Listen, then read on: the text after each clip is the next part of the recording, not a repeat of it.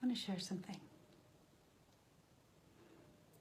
So a year or two ago, I was hanging out with my friend Lily, and I wish I could remember the situation because I think it would be a better story, and I won't go too far into the story. But we were having a conversation, and I misunderstood something because I took her words really literally, and I think she was speaking metaphorically, and we kept going until it became apparent that I didn't understand. And in that moment, I didn't even know what I wasn't understanding. I just knew that she was thinking that I don't know what she was thinking, but I experienced this moment of, oh my God, I don't understand something, and I don't know what I don't understand, and someone could get mad at me any minute, and I don't know what to do. And it's this feeling that was really familiar to me. It felt like a bit of a deer in the headlights. I could see my eyes getting bigger. A deer in the headlights moment of, oh fuck, there I am again. And Lily's a very generous person, and she loves me and she likes me. And so she went into a process with me of taking a look at what was going on. And I realized even more than I had before in that moment how incredibly literal-minded I am, and that I really don't understand metaphors almost ever. I mean, some of them are so used, like flowing on the river of life, that I know what that means.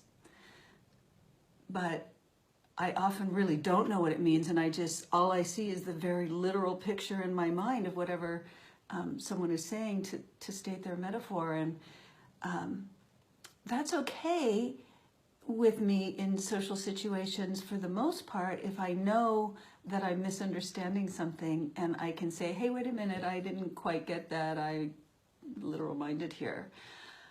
But quite often I don't get something and I don't even know I'm not getting it because I don't even realize. For instance, my friend Allison wrote to me the other day, and she asked me to come help her with some things, which made me so happy. I could be useful, yay. And some of them were clutter clearing her home, which I'm super good at, and some of them were some tech things of some things she was putting together in her business. And so she was just kind of making a little bullet point list of a couple of the things. And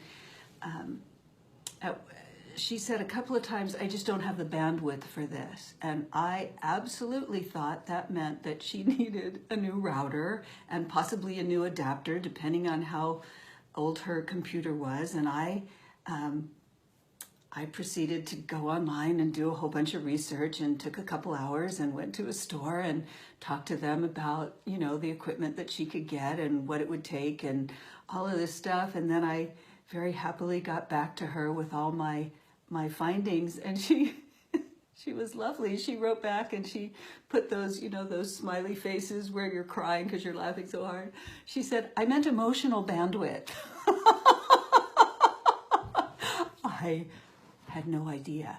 I mean, I really had no idea. And in this instance, it was funny, and I don't mind knowing techie things. So it was not upsetting, for me to put the time into that. But there's the thing, is that I didn't have any clue, not even a little clue, that I was misunderstanding. And when that happens in situations and conversations where I'm actually talking to someone, and then suddenly the conversation goes in a direction that isn't at all like I get confused and kind of panicky. And I have met in my life this pejorative response of, come on, Tiara, which I interpret as, you know what I'm talking about, stop pretending. And that's when I get that panicky feeling. So ever since that conversation with Lily, I've been thinking about it, and I've been looking at it, and really noticing that there are some things that I am not especially socially adept with. And I was at another friend's house who was selling some, I was helping her sell some stuff online, and we weren't putting on her treadmill because someone else was going to buy it. But then he hadn't gotten back to her in like 2.5 or 3 weeks. I said, let's just put it online. And she said, no, I have to wait for him. And in my, like I think in this kind of logical manner a lot of times, and I'm like, well, if he hasn't gotten back to you and he's not responding, then he doesn't want it, or he doesn't get it anymore. Let's just do it because we want to get this thing accomplished of selling this stuff. She goes, no. I said, why? And this is another generous friend I have who actually took the time to share and explain to me the social dynamic of her position with that person who was a colleague and how that might reflect on her with his colleagues and what standing that might put her in a social situation. You know, it was this whole larger milieu of social awareness and interaction and appropriateness that I really, really didn't know about. And, you know, again, you know, I have this quick mind, this quick brain actually that goes tick, tick, tick, tick, tick, tick. And I could almost see all of these things where I would have been inappropriate or awkward or downright rude to people who have all of that social awareness, aren't expecting me to. So with all of this in my awareness and watching myself operate, I went online the other day and I thought, maybe I'm in the Asperger's spectrum. Like, you know, I have this thought that's younger people than me. I thought, well, what the fuck? I'm younger than me anyway. So I took this online test, which I know it's not diagnostic, and I know it's online, blah, blah, blah. And apparently if you answer all these questions, and I could even tell by the questions, you know, the areas where I was going, uh-oh, I don't think this is how other people operate, maybe. The scoring was that if you're above 33, you're considered to have I think it's Asperger's. I don't remember if it's autistic or Asperger's. I think it's Asperger's. If you're 30 to 33, you're in the spectrum. And I got 29. So I was not considered in the spectrum, but I am definitely rubbing up against it, kissing it, you know, like having a little taste of it. And so I'm making this video to come out and say, I don't know, what am I saying? Hey, love me anyway. That's what I'm saying.